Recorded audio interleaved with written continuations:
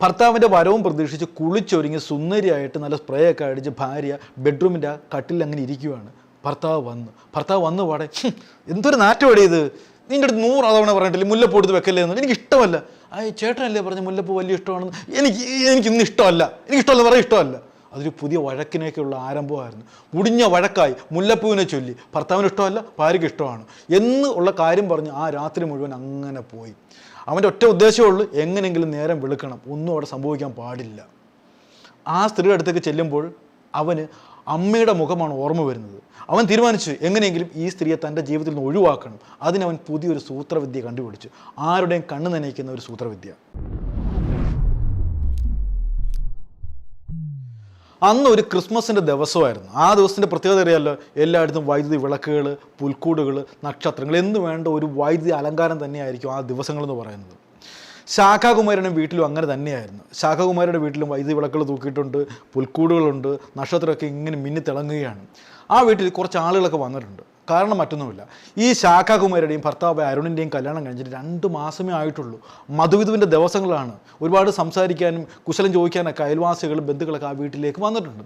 അങ്ങനെ കുശലമൊക്കെ പറഞ്ഞ് നല്ല ആഹാരമെല്ലാം കഴിച്ചിട്ട് ബന്ധുക്കളൊക്കെ അവരവരുടെ വീട്ടിലേക്ക് പോവുകയാണ്. ഇനിയിപ്പോൾ ഉറങ്ങാനുള്ള സമയമാണ്. ഒരുപാട് വൈകി, 12 മണി കഴിഞ്ഞിരിക്കുവാണ്. രണ്ടുപേരും ഭാര്യയും ഭർത്താവും കൂടെ കിടപ്പറയിലേക്ക് പോയി. നേരം വെളുത്തു. അരുൺകുമാർ ഒരു കാഴ്ച കാണുകയാണ്. അന്ന് രാത്രി മുഴുവൻ തന്നോടൊപ്പം കിടന്ന ഭാര്യയെ കാണാനില്ല. അവളിവിടെ പോയി. നേരം വിളിക്കുന്നതിന് മുമ്പ് തന്നെ അവളുടെ പേര് ചൊല്ലിക്കൊണ്ട് തന്നെ ആ മുറിയിലൊക്കെ ഇങ്ങനെ സഞ്ചരിക്കുകയാണ് അരുൺകുമാർ. തൊട്ടപ്പുറത്ത് പുൽക്കൂടിൻ്റെ സൈഡിൽ അയാളൊരു ഭീകര കാഴ്ച കാണുകയാണ്. തൻ്റെ ഭാര്യ ആ പുൽക്കൂടിനടുത്ത് ബോധം കെട്ട് കിടക്കുന്നു. അയാൾ അങ്ങോട്ടേക്ക് ഓടി ചെല്ലുകയാണ്. അയാൾ ആ കാഴ്ച കണ്ട് ആ പുൽക്കൂട് കത്തിക്കാൻ വേണ്ടിയുള്ള വയറുണ്ടല്ലോ, കറണ്ട് പ്രവഹിക്കുന്ന വയറ്, അത് ഈ ശാഖയുടെ കയ്യിലുണ്ട്. മുറുക്കെ പിടിച്ചിരിക്കുവാണ്. അയാൾക്കൊരു കാര്യം മനസ്സിലായി. അപ്പോഴും ഈ കറണ്ട് ഇങ്ങനെ ഈ ശാഖയുടെ ശരീരത്തിലേക്ക് പ്രവഹിക്കുന്നുണ്ട്. തൊട്ടാൽ അപകടമാണ്. ബോധം കെട്ട് കിടക്കുകയാണ്. ചിലപ്പോൾ ജീവൻ കാണും. ഇങ്ങനെ വെച്ചുകൊണ്ടിരിക്കാൻ ഒക്കത്തില്ല. ഈ അരുൺകുമാർ ചെയ്ത പണി എന്താണെന്ന് വെച്ചാൽ അയൽവാസികളൊക്കെ വിളിച്ച് കൂട്ടുകയാണ്. ഇയാളുടെ ബഹളവും വിപ്രവളവും എല്ലാം കേട്ടുകൊണ്ട് അയൽവാസികളെല്ലാം നേരെ ഓടി ആ വീട്ടിലെത്തി. അവരും ആ ഭീകര കാഴ്ച കാണിക്കുകയാണ്. വെച്ചുകൊണ്ടിരിക്കാൻ ഒക്കത്തില്ല. ഉടനെ മെയിൻ സ്വിച്ച് ഓഫാക്കുന്നു. ഈ അരുൺകുമാർ തന്നെ താങ്ങിയെടുത്തുകൊണ്ട് ശാഖകുമാരി വണ്ടി കയറ്റുന്നു. നേരെ ആശുപത്രിയിലേക്ക് വെച്ചടിക്കുകയാണ്. പക്ഷേ ആശുപത്രിയിൽ എത്തിച്ചപ്പോഴേക്കും ആ ദുരന്ത വാർത്ത എല്ലാവരും അറിഞ്ഞു. ശാഖകുമാരി എന്നേക്കുമായി മരണത്തിന് കീഴടങ്ങിയിരിക്കുകയാണ്. പിന്നെ കമന്ന് കിടക്കുന്നു. ശാഖ കമന്ന് കിടന്ന് പിന്നെ നമ്മൾ പോയതിന് ശേഷം ആളുകളൊക്കെ വന്നുകൂടി. ആളുകൾ വന്നുകൂടിയപ്പോൾ പിന്നെ ആശുപത്രിയിൽ കൊണ്ടുപോകാൻ പറഞ്ഞു. ചൂടുണ്ടെന്ന്. അങ്ങനെ ആശുപത്രിയിൽ കൊണ്ടുപോയി അവർ. ആളുകളെല്ലാം വന്നുകൂടി. അരുണൻ്റെ വണ്ടിയിൽ തന്നെ കയറ്റി കൊണ്ടുപോയി. അതവൻ രാത്രിയിൽ എപ്പോഴും ആണ് ഈ സംഭവം നടന്നിരിക്കുന്നത്. കാരണം എന്താണെന്ന് അറിയാമോ, ഈ പുൽക്കൂടിനുള്ളിലേക്കുള്ള കറണ്ട് ഓഫാക്കാനോ ഓണാക്കാനോ ഈ സ്ത്രീ ചെന്നിരിക്കാം. അപ്പോൾ അതിൻ്റെ ഷോക്ക് ഏറ്റതായിരിക്കാം. അങ്ങനെയായിരിക്കാം മരണപ്പെട്ട് കിടന്നത്. ഒരുപക്ഷെ ആ വെപ്രാളത്തിൽ വയറ് കയറി പിടിച്ചിരിക്കുക. അങ്ങനെയൊക്കെ ഒരുപാട് സംശയങ്ങളാണ് അവിടേക്ക് വരുന്നത്. പക്ഷേ എന്തായാലും വല്ലാത്തൊരു കഷ്ടമായിപ്പോയി. ഒരുപാട് പ്രതീക്ഷകളുള്ള സ്ത്രീയാണ്. ഒരുപാട് സ്വപ്നങ്ങളുമായിട്ട് ഒരാളുടെ ജീവിതത്തിലേക്ക് വന്നതാണ്. പക്ഷേ ആ സ്വപ്നം പൂർത്തീകരിക്കാൻ ആ സ്ത്രീ കഴിഞ്ഞില്ല. മരണത്തിന് കീഴടങ്ങി. പോസ്റ്റ്മോർട്ടം റിപ്പോർട്ട് വന്നു. പോസ്റ്റ്മോർട്ടം റിപ്പോർട്ടിൽ നമ്മൾ ആരും വിചാരിക്കാത്ത ഒരു ട്വിസ്റ്റാണ് ഉണ്ടായിരിക്കുന്നത്. ഈ ശാഖ മരണപ്പെട്ടത് ഷോക്കേറ്റല്ല. പിന്നെ എങ്ങനെ ആയിരിക്കും അല്ലേ? ആരോ ശ്വാസം മുട്ടിച്ചു. വായിലും കഴുത്തിലൊക്കെ ബലമായിട്ട് ശ്വാസം മുട്ടിച്ചാണ് ആ സ്ത്രീയെ കൊലപ്പെടുത്തിയിരിക്കുന്നത്. അങ്ങനെ ഇതൊരു കൊലപാതകമാണെന്ന് തെളിയുകയാണ്. പോലീസ് ആ വീട് മുഴുവൻ ഒന്ന് പരിശോധിച്ചപ്പോൾ ബെഡ്റൂമിൽ ബ്ലഡിൻ്റെ കുറേ അംശങ്ങൾ കിടക്കുന്നത്. എന്ന് പറഞ്ഞാൽ ശ്വാസം മുട്ടിച്ചപ്പോൾ മൂക്കിൽ നിന്നൊക്കെ ഒരുപക്ഷെ വന്നതായിരിക്കാം. അവിടെ തറയിലൊക്കെ വീണ് കിടക്കുകയാണ്. അപ്പോൾ ഈ വീട്ടിൽ തന്നെയാണ് കൊലപാതകം ഉള്ളത്. കൊലപാതകയിലേക്ക് എത്താൻ വളരെ ദൂരമൊന്നും ഓടേണ്ടി വന്നില്ല. കൊലപാതകി ആരാണെന്ന് നിങ്ങൾക്ക് വ്യക്തമായല്ലോ. അരുൺകുമാർ തന്നെയാണ് കൊലപാതകി, ഭർത്താവായ അരുൺകുമാർ. ഈ ആദ്യമേ തന്നെ നാട്ടുകാർക്കെല്ലാം ഒരു സംശയം ഈ അരുൺകുമാറിൽ ഉണ്ടായിരുന്നു. കാരണം എന്താണെന്ന് അറിയുമോ, അത് വ്യക്തമാണ്. ഈ അരുൺകുമാർ നല്ല കഴിവുള്ള അതിവിദഗ്ധനായിട്ടുള്ള ഇലക്ട്രീഷ്യനാണ്. ഏത് കുരുക്കുള്ള ഏത് സങ്കീർണമായിട്ടുള്ള ഈ വൈദ്യുതിയുടെ പ്രശ്നങ്ങളെല്ലാം പരിഹരിക്കുന്ന ഒരു മിടുക്കനായ ഇലക്ട്രീഷ്യനാണ് ഈ അരുൺകുമാർ. അങ്ങനെയുള്ള ഒരാൾ ആ വീട്ടിലുള്ളപ്പോൾ സ്വാഭാവികമായിട്ടും ഒരാൾ കറണ്ട് അടിച്ച് കിടക്കുമ്പോൾ എന്താ ചെയ്യുന്നത്? ഒന്നുകിൽ ആ സ്വിച്ച് ഓഫ് ചെയ്യും, അല്ലെങ്കിൽ മെയിൻ സ്വിച്ച് ഓഫ് ആകും, അല്ലെങ്കിൽ എന്തെങ്കിലും ഒരു കാര്യം അവിടെ ചെയ്യും. അത് മാത്രമല്ല രക്ഷപ്പെടുത്താനുള്ള ഒരു ശ്രമമൊക്കെ അവിടെ നടത്തും. ഇതൊന്നും അയാൾ ചെയ്യുന്നില്ല. ഇയാൾ ആദ്യമേ ചെയ്ത പണി എന്താണെന്ന് അറിയാമോ? ഈ സ്ത്രീയെ രക്ഷിക്കുന്നതിന് പകരം ആളെ കൂട്ടുകയാണ് ചെയ്തത്. ഓടി വരണേ, ഇതേ എൻ്റെ ഭാര്യ ഷോക്കേറ്റ് കിടക്കുന്നതൊക്കെ പറഞ്ഞ് വെപ്രാളം ഉണ്ടാക്കുകയാണ് ചെയ്തത്. പക്ഷേ എങ്കിലും ഇയാളുടെ മുഖത്ത് അങ്ങനെ ഒരു വിഷമമൊന്നുമില്ല. 2 മാസമേ ആയുള്ളൂ. ഭാര്യ മരിച്ചു കിടക്കുകയാണ്. ഒരു വിഷമം ഒരു സങ്കടം വെപ്രാളം കാണണമല്ലോ ഭർത്താവ്, സ്നേഹനിധിയായിട്ടുള്ള ഭർത്താവിന് കാണണമല്ലോ. അങ്ങനെ വിഷയമൊന്നുമില്ല. ആൾക്കാർ എന്തൊക്കെയോ കാണിച്ചു കൂട്ടാനുള്ള അല്ലെങ്കിൽ കാണിച്ചു കൊടുക്കൽ വ്യഗ്രതയാണ് അയാളുടെ മുഖത്ത് നിന്ന് എല്ലാവരും വായിച്ചെടുത്തത്. അത് മാത്രമല്ല ചിലരുടെ അയൽവാസിയായ ചിലരുടെ മൊഴിയിൽ നിന്ന് മറ്റൊരു കാര്യം കൂടി പോലീസിന് കിട്ടുകയാണ്. കല്യാണം കഴിഞ്ഞ് കുറച്ചാഴ്ച കഴിഞ്ഞപ്പോൾ തന്നെ ഈ ശാഖയ്ക്ക് ഷോക്ക് ഏറ്റിരിക്കുന്നു. അത് ഇയാൾ മനഃപൂർവ്വം ഉണ്ടാക്കിയതാണ്. എന്താണെന്നറിയാമോ? എന്തോ വൈദ്യുതി ഒരു പ്രശ്നം വന്നേക്കുവാണ്. ആ വയറ് ഈ ശാഖയുടെ കയ്യിൽ പിടിക്കാൻ വേണ്ടി കൊടുത്തേക്കുവാണ്. എന്നിട്ട് ഞാൻ അയാൾ എന്തൊക്കെയോ ചെയ്യുന്ന പോലെ കാണിക്കുന്നു. ആ കേബിളിനകത്ത് കറണ്ട് ഉണ്ടായിരുന്നു. ഇത് ഈ പാവ ശാഖ അറിയുന്നില്ല. എന്നിട്ട് ഇയാൾ സ്വിച്ച് ഇട്ടു. ഒറ്റ അടിയായിരുന്നു, മറിഞ്ഞടിച്ച് തറയിലേക്ക് വീണു. അതൊരു ഷോക്കായി മാറി. പക്ഷേ ആ ഭാഗ്യം കൊണ്ടാണ് ആ സ്ത്രീ രക്ഷപ്പെട്ടത്. ഇതെല്ലാം കൂട്ടി വായിച്ചപ്പോൾ ഇതിൻ്റെ പിന്നിൽ വലിയൊരു ദുരൂഹത ഉണ്ടെന്ന് പോലീസിന് മനസ്സിലായി, നാട്ടുകാർക്ക് മനസ്സിലായി. ഈ സ്ത്രീയെ കൊല്ലാൻ തന്നെയുള്ള പദ്ധതികളാണ് അയാൾ നേരത്തെ തന്നെ നടപ്പിലാക്കിയത്. ഇത് അയാൾ വിജയിക്കുകയും ചെയ്തു. ഇനി എന്തിനു വേണ്ടിയായിരിക്കും ഈ സ്ത്രീയെ കൊല്ലാൻ ഇയാൾ പദ്ധതി തയ്യാറാക്കിയത് അല്ലേ? ഒരുപാട് കാരണങ്ങളുണ്ട്. വേറെ ഒരു കാരണവുമില്ല, സ്വത്തിനു വേണ്ടി തന്നെയാണ്. ശാഖ എന്ന് പറയുന്ന ആ സ്ത്രീ ഇപ്പോൾ 52 വയസ്സായിരുന്ന സംഭവം നടക്കുന്ന സമയത്ത് ഇഷ്ടംപോലെ കോടിക്കണക്കിന് സ്വത്തിൻ്റെ ആസ്തിയുള്ള സ്ത്രീയാണ്. വണ്ടികളായിട്ടും ഏക്കർ കണക്കിന് സ്ഥലമായിട്ട് 8-10 ഏക്കർ സ്ഥലമുണ്ട്. ഇഷ്ടംപോലെ പണത്തിൻ്റെ പുറത്ത് കിടക്കുന്ന സ്ത്രീയാണ്. അങ്ങനെയുള്ള സ്ത്രീയാണ് ഇയാൾ കൊന്നിരിക്കുന്നത്. സ്വത്തുകൾ തട്ടിയെടുക്കാൻ വേണ്ടി ചെയ്തത്. പിന്നെ അങ്ങനെ അവൻ കല്യാണം കഴിച്ച് പിന്നെ ഭയങ്കര അപ്പോഴപ്പോഴ പിണക്കങ്ങളും വഴക്കുകളും ഇങ്ങനെയൊക്കെയുള്ള സ്വത്തിൻ്റെ ഇതിൽ പണത്തിൻ്റെ ഇതിലൊക്കെ ആയിരിക്കും വഴക്ക്. അവൻ്റെ ഉദ്ദേശം എന്താണെന്ന് അറിയാമോ? ഒരു തെളിവ് പോലും ഇല്ലാതെ ഈ കൊലപാതകം നടത്തണം. അങ്ങനെ ആ കൊലപാതകം സക്സസ് ആയി കഴിഞ്ഞാൽ താനാണല്ലോ ഭർത്താവ്. അതുകൊണ്ട് തന്നെ ഇവരുടെ പേരിലുള്ള കോടിക്കണക്കിന് ആസ്തി തൻ്റെ പേരിലേക്ക് വരും. അതുകൊണ്ട് തന്നെയാണ് ഈ ഒരു കൊലപാതകം ഇങ്ങനെ ആസൂത്രണം ചെയ്തത്. ഉത്തരേ പാമ്പിനെ കൊണ്ട് കടിപ്പിച്ചു പോകുന്ന സൂരജിൻ്റെ കഥയുണ്ടല്ലോ, അതുപോലെ ഒരു കൊലപാതകമാണ് ഇവനും ആസൂത്രണം ചെയ്തത്. എങ്ങനെയെങ്കിലും വൈദ്യുതി ആക്കാതെ മേരിയ സ്ത്രീ മരിച്ചു കഴിഞ്ഞാൽ വേറെ തെളിവിൻ്റെ ഒന്നും ആവശ്യമില്ല, അങ്ങനെ സ്വാഭാവികമായിട്ട് സംഭവിക്കും അല്ലേ? അങ്ങനെ ഈ കോടിക്കണക്കിന് സ്വത്ത് അടിച്ചു മാറ്റുക എന്നുള്ള തന്ത്രമാണ് ഇവിടെ പൊളിഞ്ഞിരിക്കുന്നത്. ഇനി അറിയേണ്ടത്, ഇവനെ അതിൽ പോലീസ് പിടിച്ച് പ്രതിയാണ് സമ്മതിക്കുകയും ചെയ്തു. ഇനി അറിയേണ്ടത് ഈ കാലൻ എങ്ങനെയാണ് ശാഖ എന്ന് പറയുന്ന ആ പാവപ്പെട്ട സ്ത്രീയുടെ ജീവിതത്തിൽ വന്നത്. നമുക്ക് 2 മാസം പിറകിലേക്ക് സഞ്ചരിക്കാം. ശാഖയ്ക്ക് 52 വയസ്സാണ്. 52 വയസ്സുള്ള ആ സ്ത്രീ ആരെയും ശല്യപ്പെടുത്താതെ, ആരോട് ഒരു കാര്യത്തിന് പോലും ചെല്ലാതെ, സ്വന്തം കാര്യം സിന്താബ എന്നും പറഞ്ഞ് ആ വീട്ടിൽ താമസിക്കുകയാണ്. സഹായത്തിനായിട്ട് അമ്മയുമുണ്ട്. അമ്മയും മോളും മാത്രമാണ് ആ വീട്ടിൽ താമസിക്കുന്നത്.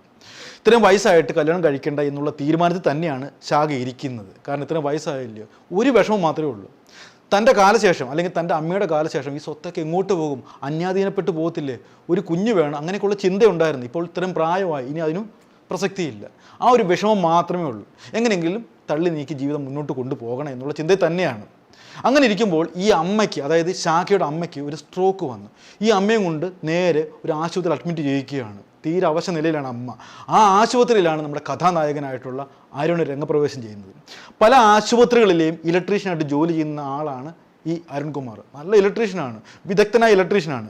അങ്ങനെ ആശുപത്രിയിൽ ഇലക്ട്രീഷ്യനായിട്ട് ജോലി ചെയ്യുന്ന കൂട്ടത്തിലാണ് ഈ ആശുപത്രിയിൽ എത്തുന്നത്. അങ്ങനെ ശാഖയെ പരിചയപ്പെടുകയാണ്. ശാഖയുടെ കാര്യങ്ങളെല്ലാം ചോദിച്ച് മനസ്സിലാക്കിയാണ്. ആ സ്ത്രീ ഒറ്റയ്ക്കാണ് താമസിക്കുന്നത്. കോടിക്കണക്കിന് സ്വത്തുണ്ട്. ആ ഒരു സംഭവം ഈ അരുണിനെ ആകർഷിക്കുകയാണ്. അങ്ങനെ ഈ സ്ത്രീയുടെ സഹായിയായിട്ട് കൂടുകയാണ്. ചായ മേടിക്കാൻ പോകുന്നുണ്ട്, ബില്ലടയ്ക്കാൻ പോകുന്നുണ്ട്. അങ്ങനെ സഹായിയായിട്ട് ഈ അരുൺകുമാർ ഈ സ്ത്രീയോടൊപ്പം കൂടുകയാണ്. ഈ സ്ത്രീക്കും ഒരു താല്പര്യം തോന്നി തുടങ്ങി. ഭയങ്കര ബോൾഡായിട്ടുള്ളൊരു സ്ത്രീയാണ്. എങ്കിലും ഈ അരുണിനോട് ഒരു സഹതാപം തോന്നി. അവനും ആരുമില്ല, ഞാൻ ഒറ്റപ്പെട്ടാണ് താമസിക്കുന്നത്, സ്നേഹം കിട്ടാത്തവനാണെന്നൊക്കെ ഏതോ സിനിമയിലോട് ബൈജു പറയുമല്ലോ, അതുപോലൊരു അവസ്ഥ ഇവൻ അവതരിപ്പിക്കുകയാണ്. ഒരു സഹതാപം ഈ പയ്യനിലേക്ക്, ഈ ശാഖയ്ക്ക് വരികയാണ്. ആ ഒരു സ്നേഹബന്ധമായിട്ട് ഉടലെടുക്കുകയാണ്. അങ്ങനെ അമ്മയെ ഡിസ്ചാർജ് ചെയ്തുകൊണ്ട് ഈ ശാഖ സ്വന്തം വീട്ടിലേക്ക് കൊണ്ടുപോകുന്നു. പക്ഷേ ആ പ്രണയബന്ധം അങ്ങനെ മുന്നോട്ട് പോവുകയാണ്. ആശുപത്രിയിലിരുന്നപ്പോൾ ഇങ്ങനെ ഇവർ തമ്മിൽ അങ്ങോട്ടും ഇങ്ങോട്ട് ചായ വാങ്ങിച്ചു കൊടുക്കുകയും അവർക്കൊരു സഹായിയായി വന്നുകൂടി ഇവരുടെ ആസ്തി മറ്റു കാര്യങ്ങൾ കണ്ടതിന് ശേഷം, ഇതൊക്കെ ഉറപ്പായതിന് ശേഷമാണ് ഇയാൾ കല്യാണത്തിന് സമ്മതിച്ചതായിരിക്കാം. ഇതിനിടയ്ക്കുള്ള ടെസ്റ്റ് എന്താണെന്ന് വെച്ചാൽ, ഇനിയാണ് നിങ്ങൾ ഇത് ഇങ്ങനെ മൂക്കത്ത് വിരൽ വെക്കുന്നത്. നമ്മുടെ പയ്യന് എത്ര വയസ്സെന്ന് അറിയാമോ? 26 വയസ്സ്. ചേച്ചിക്ക് എത്ര വയസ്സ്? 52 വയസ്സ്. ഏതാണ്ട് 28 വയസ്സാണ് വ്യത്യാസം. എന്ന് പറഞ്ഞാൽ അമ്മ ആകാനുള്ള പ്രായം ഈ സ്ത്രീക്കുണ്ട്. ഇവൻ്റെ ഒരു പുതിയ ആവശ്യം വെച്ചു, എനിക്ക് ചേച്ചി, അല്ലെങ്കിൽ എന്താ ആ വിളിച്ചത്, എന്തൊക്കെ ചേച്ചിയെന്നോ ചേച്ചിക്ക് അമ്മയെന്നൊക്കെ ആയിരിക്കും വിളിച്ചേക്കുന്നത്, എനിക്ക് ചേച്ചിയെ കല്യാണം കഴിക്കണം, അല്ലെങ്കിൽ ശാഖയെ കല്യാണം കഴിക്കണം എന്നുള്ള പുതിയ നിബന്ധന മുന്നോട്ട് വെക്കുകയാണ്. ആ സ്ത്രീ ഞെട്ടിപ്പോയി കാണും അല്ലേ? എടാ, എൻ്റെ മോനാവുള്ള പ്രായമല്ലേ ഉള്ളൂ, അത് മാത്രമല്ല എനിക്ക് അങ്ങനെ ചിന്തയില്ലെന്നൊക്കെ പറഞ്ഞ് ഉപദേശിക്കാനായിട്ട് നോക്കി. പക്ഷേ അവൻ്റെ കണ്ണെങ്ങോട്ടാ? കോടിക്കണക്കിന് വരുന്ന സ്വത്തിലാണ് അവൻ്റെ കണ്ണ്. എങ്ങനെയെങ്കിലും ഈ സ്ത്രീയെ കല്യാണം കഴിക്കുക, അത് അടിച്ചു മാറ്റിക്കൊണ്ട് രക്ഷപ്പെടുക, അതാണ് ഇവൻ്റെ ചിന്ത മാത്രം. അങ്ങനെ ഒരുപാട് തവണ ഇവന് ഉപദേശിച്ചിട്ട് ഇവൻ പിന്മാറുന്ന ലക്ഷണമൊന്നുമില്ല. ഈ സ്ത്രീയുടെ മനസ്സിലേക്കും ഒരു സ്നേഹം മുട്ടിടുകയാണ്. താനും ഇനി ഒറ്റയ്ക്കാണ്. അമ്മയുടെ കാലം കഴിഞ്ഞ പിന്നെ തന്നെ ആരാ നോക്കുന്നത്? ഒരു ചെറുക്കൻ, ഒരു പയ്യനുണ്ടെങ്കിൽ അല്ലെങ്കിൽ ഒരു ഭർത്താവ് ഉണ്ടെങ്കിൽ തനിക്കൊരു തുണയായിട്ട് എന്നും കാണും. അങ്ങനെ അവൻ്റെ വാക്കിൽ ഈ സ്ത്രീ വിശ്വസിക്കുകയാണ്. അങ്ങനെ ഒരു പുതിയ ജീവിതം ഈ സ്ത്രീ സ്വപ്നം കണ്ടു തുടങ്ങിയാണ്. അങ്ങനെ കല്യാണത്തിനുള്ള ഒരുക്കങ്ങളൊക്കെ തുടങ്ങിയാണ്. ഈ പയ്യൻ പറഞ്ഞേക്കുന്നത് എനിക്ക് വേണ്ടപ്പെട്ടവരൊന്നുമില്ല, ഞാൻ ഒറ്റത്തടിയാണെന്നൊക്കെ പറഞ്ഞാണ് ഈ സ്ത്രീയെ പറഞ്ഞ് മനസ്സിലാക്കിയിരിക്കുന്നത്. ഈ സ്ത്രീക്ക് കുറേ ബന്ധുക്കളൊക്കെ ഉണ്ട്, പക്ഷേ ആർഭാടമായിട്ട് തന്നെ കല്യാണം നടത്തുകയും വേണം. അത് ആ സ്ത്രീയുടെ സ്വപ്നം തന്നെയാണ്. നാളെ കല്യാണം നടക്കുന്ന ദിവസമാണ്. കല്യാണത്തിനുള്ള ഒരുക്കങ്ങളെല്ലാം പെണ്ണിൻ്റെ വീട്ടിൽ പൂർത്തിയായിരിക്കുകയാണ്. പക്ഷേ ആ ദിവസം അന്ന് വൈകുന്നേരം നമ്മുടെ കഥാനായകൻ അരുൺ ഒരു പുതിയ നിബന്ധന വെക്കുകയാണ്. അവൻ ആ ദിവസം തന്നെ സ്ത്രീധനം മുഴുവൻ കിട്ടണം, ഇല്ലെങ്കിൽ കല്യാണത്തിന് പിന്മാറും. അവൻ ചോദിച്ചെത്രയാണെന്ന് അറിയാമോ? 1-2 രൂപയല്ല, 50 ലക്ഷം രൂപയും 100 പവനും. ആ പാവപ്പെട്ട സ്ത്രീ എന്ത് ചെയ്യും? ഒരുപാട് പേര് വിളിച്ചതാണ്. സമൂഹത്തിൽ പേരും പെരുമയുള്ള കുടുംബത്തിൽ അംഗമാണ് ശാഖ. നാണം കെട്ട് പോകത്തില്ല കല്യാണം നടന്നില്ലെങ്കിൽ. അച്ഛന്മാരെയും പള്ളിയും കൺവെൻഷൻ സെൻ്ററും എന്ന് വേണ്ട എല്ലാം സജ്ജീകരിച്ചിട്ടുണ്ട്. നാളെ കല്യാണം നടന്നാൽ മതി. പക്ഷേ അവൻ വെച്ചേക്ക് ഡിമാൻഡ് ചെറുതൊന്നുമല്ല. പക്ഷെ ആ സ്ത്രീ അതിനും തയ്യാറാവുകയാണ്. അവൻ പറഞ്ഞ സ്ത്രീധനം അന്ന് വൈകിട്ടോടെ അവന് കൊടുക്കുകയാണ്. നാളെ കല്യാണം നടന്നേ പറ്റത്തുള്ളൂ. എന്തായാലും പിറ്റേന്ന് കല്യാണമായി. ഈ സ്ത്രീ വിളിച്ച കുറച്ച് ബന്ധുക്കളൊക്കെ വന്നിട്ടുണ്ട്. എങ്കിലും കുറച്ചധികം ബന്ധുക്കളും ഈ കല്യാണത്തിൽ സഹകരിക്കുന്നില്ല. ഞാൻ പറഞ്ഞല്ലോ, പ്രായ വ്യത്യാസമുണ്ട്. ആ സ്ത്രീക്ക് വേറെ പണിയില്ലേ, മകൻ്റെ പ്രായമുള്ളൊരു കൊച്ചിനെയാണോ ഒരു പയ്യനെയാണോ സ്വീകരിക്കാൻ പോകുന്നതെന്നുള്ള തോന്നലിൽ ആ ശാഖയുടെ ബന്ധുക്കളിൽ പലരും പങ്കെടുക്കുന്നില്ല. എങ്കിലും കുറച്ച് ആ സ്ത്രീക്ക് ഒരു ജീവിതം വേണമല്ലോ, എങ്ങനെ ജീവിച്ച് പോട്ടെന്ന് വിചാരിച്ച് പങ്കെടുത്തവരുമുണ്ട്. അങ്ങനെ മണവാളിനെ കാത്തിരിക്കുകയാണ്. കല്യാണത്തിന് വേണ്ടി പെണ്ണെല്ലാം തയ്യാറായി ബന്ധുക്കളെല്ലാം കാത്തിരിക്കുമ്പോൾ ഈ പയ്യൻ വന്നിറങ്ങുന്നത് ഒരു കാറിൽ, കൂടെ ഒരുത്തൻ മാത്രം, ഒരാൾ പോലും പങ്കെടുക്കുന്നില്ല. അപ്പോൾ സ്വാഭാവികമായിട്ട് എല്ലാവർക്കും സംശയം തോന്നി, ഇവർ ബന്ധുക്കളും കൂട്ടുകാരൊന്നും ഇല്ലയോ, ഒരുത്തിനെയും വിളിച്ചുകൊണ്ടാണ് കല്യാണത്തിന് വന്നിരിക്കുന്നത്. അങ്ങനെ എന്തായാലും അച്ഛന്മാരെല്ലാം കൂടി നീ നാളെ വാഴട്ടെ, നിനക്ക് ആജീവനാന്തി ഭാര്യ എന്നൊക്കെ പറഞ്ഞ് അറിയാമല്ലോ, ക്രിസ്ത്യൻ കല്യാണ പ്രകാരം അറിയാമല്ലോ. അങ്ങനെ ആശീർവദിച്ച് വിടുകയാണ്. രണ്ടുപേരെയും പറഞ്ഞു വിട്ടു. പക്ഷേ അന്ന് രാത്രി മുതൽ ഒരു സംഭവം നടക്കുകയാണ്. സ്വാഭാവികമായിട്ട് ഈ പെണ്ണിൻ്റെ ഒരു ആഗ്രഹം എന്താ വെച്ചാൽ തൻ്റെ സ്വത്ത് അന്യാധീനപ്പെട്ടു പോകാതിരിക്കും, ഒരു കുഞ്ഞ് വേണം. പക്ഷേ ഇവർ തമ്മിലുള്ള ബന്ധം നടക്കുന്നില്ല. കിടപ്പുറയിൽ ചെല്ലുമ്പോൾ ആവശ്യമില്ലാതെ ഓരോ കാര്യം പറഞ്ഞ് വഴക്കുണ്ടാക്കുകയാണ്. ചുമ്മാ ഒരു കാര്യമില്ല. വഴക്കുണ്ടാകുമ്പോൾ അറിയാമല്ലോ ആ ബന്ധം നടക്കത്തില്ലല്ലോ. അങ്ങനെ തിരിഞ്ഞു മറിഞ്ഞും കിടക്കും. പിറ്റേ ദിവസവും ഇവൻ ആവശ്യമില്ലാതെ ഒരു വിഷയം എടുത്തിട്ടും തിരിഞ്ഞു മറിഞ്ഞും കിടക്കും. ചുരുക്കി പറഞ്ഞാൽ ഒന്നും അവിടെ സംഭവിക്കുന്നില്ല. ഈ സ്ത്രീക്ക് ഒരു കുഞ്ഞിനെ കിട്ടാനുള്ള ഭാഗ്യമില്ല, കാരണം അവൻ സഹകരിക്കുന്നില്ലല്ലോ. ഇതിനിടയ്ക്ക് മറ്റൊരു തൊന്തര കൂടി ഉണ്ടാവുകയാണ്. ഇവൻ്റെ മനസ്സിലേക്ക് ഈ സ്ത്രീയോട് കൂടുതൽ ദേഷ്യം തോന്നാൻ മറ്റൊരു കാര്യം കൂടി ഉണ്ടാവുകയാണ്. ആരും അറിയാതെ ബന്ധുക്കളിൽ നിന്നൊക്കെ ഈ രഹസ്യം മറച്ചു വെച്ചിട്ടാണ് ഇവൻ ഈ കല്യാണത്തിന് തയ്യാറാവുന്നത്. അവന് ബന്ധുക്കളൊക്കെ ഉണ്ടല്ലോ. ഒരു ഫോട്ടോ പോലും എടുക്കരുത്, എൻ്റെ വീഡിയോ ഒന്നും ഒരിക്കലും പ്രസിദ്ധീകരിക്കരുതെന്നൊക്കെ പറഞ്ഞാണ് അവൻ കല്യാണത്തിന് തയ്യാറാവുന്നത്. പക്ഷേ ഈ സ്ത്രീക്ക് ഒരു അഭിമാന പ്രശ്നമാണല്ലോ. ഒരു പയ്യനെയാണല്ലോ കിട്ടിയിരിക്കുന്നത്, 26 വയസ്സുള്ളൊരു പയ്യൻ, കാണാൻ സുമുഖനാണ്. ആർഭാടമായിട്ട് നടന്ന കല്യാണമല്ലേ. ഈ സ്ത്രീയോ ഈ സ്ത്രീയുടെ ബന്ധുക്കളോ എടുത്ത് ഒരു കടുങ്കൈ ചെയ്തു. ഇവൻ്റെ ഫോട്ടോയും ഈ സ്ത്രീയുടെ ഫോട്ടോ എടുത്ത് സോഷ്യൽ മീഡിയയിലിട്ട്, ഞങ്ങളുടെ വിവാഹം അല്ലെങ്കിൽ ഇന്നാളെ കല്യാണം കഴിച്ചെന്ന് പറഞ്ഞൊരു ഫോട്ടോ എടുത്തിട്ട് ഈ പയ്യൻ ആകെപ്പാടെ നാണക്കേടായി. ആരും അറിയാതെ രഹസ്യ കല്യാണമായിട്ട്, അവൻ്റെ ഉദ്ദേശം അറിയാമല്ലോ, സ്വത്തടിച്ച് മാറ്റുക, രക്ഷപ്പെടുക, ആ രഹസ്യ കല്യാണമായിട്ട് നടത്തിയതാണ്. ഇവൻ എന്തായാലും 10 പേരുടെ മുമ്പിൽ നാണം കെട്ട അവസ്ഥയായി. എല്ലാവരും അതിനെ കുറ്റപ്പെടുത്തുകയാണ്. എടാ നിനക്ക് അമ്മയുടെ പ്രായമുള്ള സ്ത്രീ കിട്ടിയുള്ളൂ, നീ ഒരു കൊച്ചു പയ്യനെന്നൊക്കെ പറഞ്ഞ് എല്ലാവരും കൂട്ടുകാരും ബന്ധുക്കളും എല്ലാവരും അവനെ കളിയാക്കി. അവൻ്റെ ഉദ്യമത്തിലേക്ക് മുഴുകുകയാണ്. അവൻ്റെ ഉദ്യമം എന്താ അറിയാമല്ലോ, എത്രയും പെട്ടെന്ന് ആ സ്ത്രീ ഒഴിവാക്കുക. ആദ്യത്തെ അവൻ തയ്യാറെടുപ്പ് നടത്തി കഴിഞ്ഞു. അവൻ ചെയ്ത പണി എന്താണെന്ന് വെച്ചാൽ, ഒരു കാര്യമില്ല, ഇളകി കിടന്നൊരു വയറെടുത്ത് ആ സ്ത്രീയുടെ കൈ കൊടുക്കുകയാണ്. ഇന്ന് പിടിച്ചു നോക്കി, ഞാൻ നോക്കി ലൈറ്റ് കത്തുന്നില്ല കേട്ടോ, എന്തോ ഒരു കുഴപ്പമുണ്ടെന്നൊക്കെ പോയി. ഇവൻ നല്ല മിടുക്കൻ ഇലക്ട്രീഷ്യൻ ആണല്ലോ. എന്നിട്ട് ആ പാവം സ്ത്രീ എടുത്ത് തിരിച്ചു മറിച്ച് നോക്കാൻ നേരത്ത് അവൻ അറിയാതെ മെയിൻ സ്വിച്ച് ഓണാക്കി. ഒറ്റ പെപ്രാളോ ഒരു പിടച്ചിലൂടെ വീണു. ഞാൻ ആദ്യമേ പറഞ്ഞില്ല, ഭാഗ്യം കൊണ്ട് ആ സ്ത്രീ രക്ഷപ്പെട്ടു, മരിച്ചില്ല. അത് പല കാരണങ്ങൾ കൊണ്ട് അത് സ്കിപ്പായിപ്പോയി. അത് അബദ്ധം സംഭവിച്ചാണല്ലോ ഇതിൽ തന്നെ ആ സ്ത്രീ ഇരിക്കുവാണെങ്കിലും സ്ത്രീ ആരോടോ ഈ കാര്യം പറയുകയും ചെയ്തു. അങ്ങനെ 2 മാസമായി. ക്രിസ്മസിൻ്റെ അന്ന് ആ ദിവസം ഞാൻ ആദ്യമേ പറഞ്ഞ കഥ നിങ്ങൾ ഓർക്കുന്നുണ്ടല്ലോ. അന്ന് ഈ സ്ത്രീ കൊലപ്പെടുത്താൻ നോക്കുന്നുണ്ട്, ശ്വാസം മുട്ടിക്കുവാണ് കിടപ്പറയിൽ വെച്ച്, വെറുതെ വഴക്ക് കൂടുകയാണ്. ആ സമയത്തൊന്നും നടക്കുന്നില്ല. ഇവൻ്റെ കാരണം എടുത്തിടുകയാണ്. അത് ഈ സ്ത്രീക്ക് ഭയങ്കര ദേഷ്യമായി. നിനക്കെന്തോടെ എന്നും ഇതുവരെയുള്ള സംസാരം, നിനക്കെന്തോ എന്നോട് താല്പര്യമില്ലേ എന്നൊക്കെ പറഞ്ഞ് പല രീതിയിലും വഴക്കുണ്ടാവുകയാണ് ഭാര്യയും ഭർത്താവും. ഇത് തന്നെ അവസരം എന്ന് പറഞ്ഞ് ഈ പയ്യൻ ഈ സ്ത്രീയുടെ കഴുത്ത് നിൽക്കുന്നു, വായെല്ലാം ശ്വാസം മുട്ടിച്ച് കൊലപ്പെടുത്തുകയാണ്. എന്നിട്ട് വലിച്ചിഴച്ചുകൊണ്ട് നേരെ ഹാളിൽ കൊണ്ടുവരികയാണ്. അവിടെ അപ്പോഴും പുൽക്കൂട് നിന്ന് കത്തുകയാണ്, നല്ല പ്രകാശിക്കുകയാണ്. അതിൻ്റെ വയറെടുത്ത് അപ്പോഴും സ്ത്രീ ബോധം കെട്ട് ഈ വയറെടുത്ത് ഈ സ്ത്രീയുടെ കയ്യിൽ കുരുക്കുകയാണ്. ഇവനറിയാമല്ലോ, കളി മൊത്തം ഈ പയ്യനറിയാമല്ലോ. എന്നിട്ട് ഒരു വയറിൻ്റെ ഭാഗം എടുത്ത് മൂക്കിലും കൊടുത്ത്, കയ്യിലുമുണ്ട് മൂക്കിലുമുണ്ട്. ഇനി ഈ കണക്ഷൻ കൊണ്ട് മെയിൻ സ്വിച്ചിൽ കൊടുത്താൽ മതി. അങ്ങനെ മെയിൻ സ്വിച്ചിലും കൊണ്ട് ഘടിപ്പിച്ചു, മെയിൻ സ്വിച്ച് ഇട്ട് കറണ്ട് ആ ശരീരത്തോടെ ഇങ്ങനെ പ്രവഹിക്കുകയാണ്. പക്ഷേ ഇവനറിയുന്നില്ല, മണിക്കൂറുകൾക്ക് മുമ്പ് തന്നെ ആ സ്ത്രീ അവിടെ മരിച്ചു കിടക്കുകയാണ്. എങ്കിലും ശരീരത്തോടെ വൈദ്യുതി ഇങ്ങനെ പ്രവഹിച്ചുകൊണ്ടേയിരുന്നു. പിന്നെ ഞാൻ ആദ്യം പറഞ്ഞല്ലോ, നാടകം അവിടെ കാണിച്ചു കൂട്ടുകയാണ്, ബഹളം വെക്കുന്നു, ആൾക്കാരെ വിളിച്ചു കൂട്ടുന്നു, ഒരു നാടകം ഇവിടെ അഭിനയിച്ച് തകർക്കുകയാണ്. ഇവനെതിരെ ഒരുപാട് തെളിവുകൾ ആദ്യമേ തന്നെ കിട്ടി. അവൻ്റെ ആദ്യത്തെ ഉദ്ദേശം എന്താ അറിയാമോ, മൂക്കിലും കഴുത്തിലൊക്കെ പിടിച്ച് ഇവളെ ബോധം കെടുത്തുക. ബോധം കെടുത്തുമ്പോൾ സ്വാഭാവിക ശരീരത്തിലേക്ക് കറണ്ട് പ്രവഹിച്ചു കഴിഞ്ഞാൽ ആ ഒരു കാരണമായിട്ടായിരിക്കുമല്ലോ പോസ്റ്റ്മോർട്ടം റിപ്പോർട്ടിൽ വരുന്നത്. പക്ഷേ ഇവിടെ അത് പാളുകയാണ്. ആദ്യമേ തന്നെ ആദ്യത്തെ ഞെക്കിൽ തന്നെ ഈ സ്ത്രീ മരണപ്പെട്ടു. അതിനുശേഷം താഴേക്ക് വലിച്ചഴിച്ചുകൊണ്ട് വരികയാണ് ഹാളിലേക്ക്. എന്നിട്ടാണ് കറണ്ട് കൊടുക്കുന്നത്. അതൊരു തെളിവായിട്ട് മാറി. അത് മാത്രമല്ല, നാട്ടുകാരുടെയൊക്കെ മൊഴിയുണ്ട്. ആദ്യത്തെ ഇലക്ട്രിക് ഷോക്ക് കൊടുത്തത്, അതിനുശേഷം അവിടെ നടക്കുന്ന വഴക്കുകൾ എല്ലാം ഒരു സംസാര വിഷയമായി. ചുരുക്കി പറഞ്ഞാൽ എല്ലാ തെളിവുകളും ഇവനെതിരായിട്ട് മാറി, അവനെ തപ്പിയെടുത്ത് അകത്തിട്ട്. ഇപ്പോൾ എന്താ സംഭവിച്ചറിയാമോ?